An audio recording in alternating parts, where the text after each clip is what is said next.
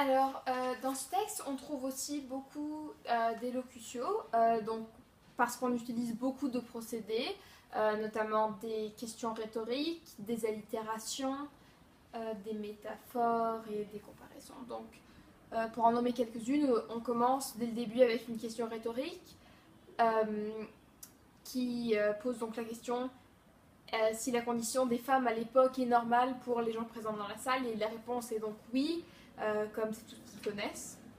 Après, on suit avec un rythme ternaire euh, qui montre la partie que les femmes occupent dans la hiérarchie des animaux. Donc, on a d'abord les hommes, puis les femmes, et ensuite les animaux. Et après, cette idée est aussi renforcée dans les deux suivants procédés, puisqu'on a une comparaison avec les femmes et les poules, puis une métaphore où les femmes pondent des enfants, donc comme les poules pondent des œufs. Et donc là, on dit encore que les femmes sont à peine meilleures que les animaux. Elles ont pratiquement la même fonction, pour les hommes en tout cas.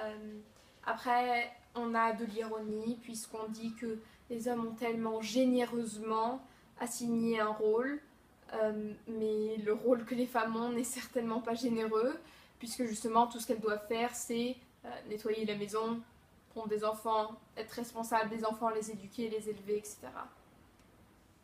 Puis on a encore une question rhétorique, qui est plus ou moins la même que celle posée au début, euh, mais cette fois, donc c'est la même question, mais on s'attend peut-être oui à la même réponse, mais euh, mais pas aussi, mais répondu avec plus d'incertitude.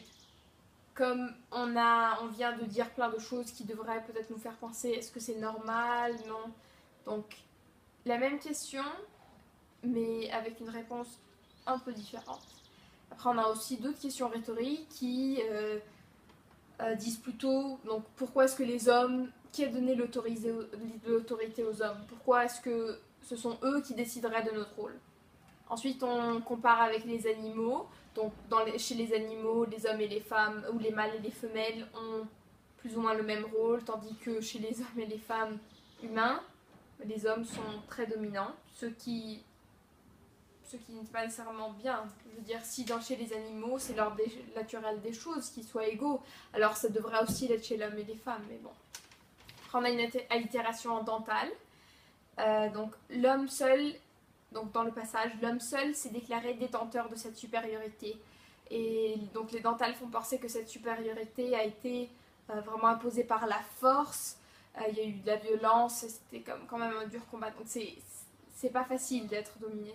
Ensuite, on a une allitération en F plus une autre question rhétorique quand on parle des femmes, qui sont donc. On a plutôt une image de personnes calmes, douces, serviables, mais pas pour être asservies.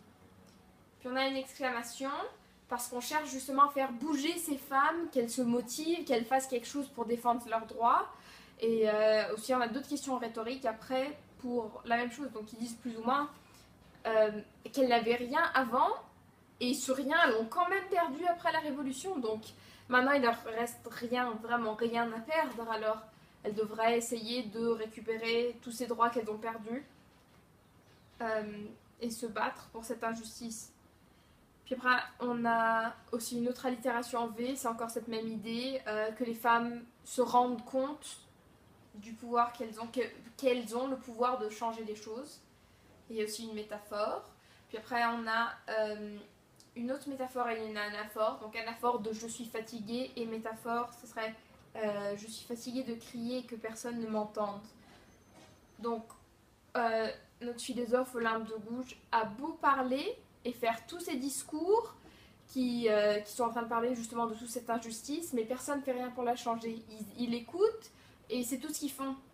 Ils n'agissent pas pour faire changer les choses. Après, on a une autre répétition de fille, donc qui fait penser que elle sait que ça prendra beaucoup de temps. Donc c'est pas quelque chose qui passera immédiatement de changer de les hommes et les femmes ne sont pas égaux à directement ils sont égaux.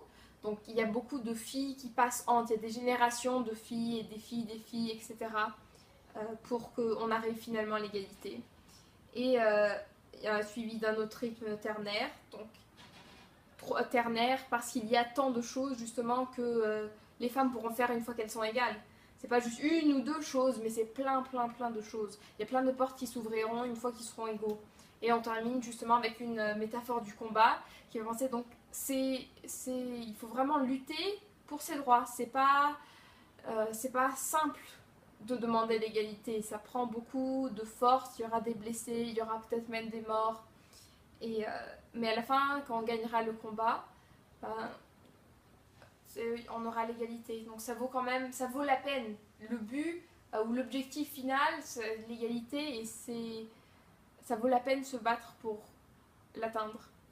Et donc à cause de ces procédés, on peut voir qu'elle ne vulgarise pas son discours puisqu'elle est en présence de sociétés éduquées quand même, elle est dans un salon littéraire.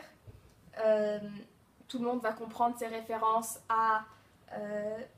au texte de Rousseau par exemple et aux références aux caractéristiques des philosophes des Lumières.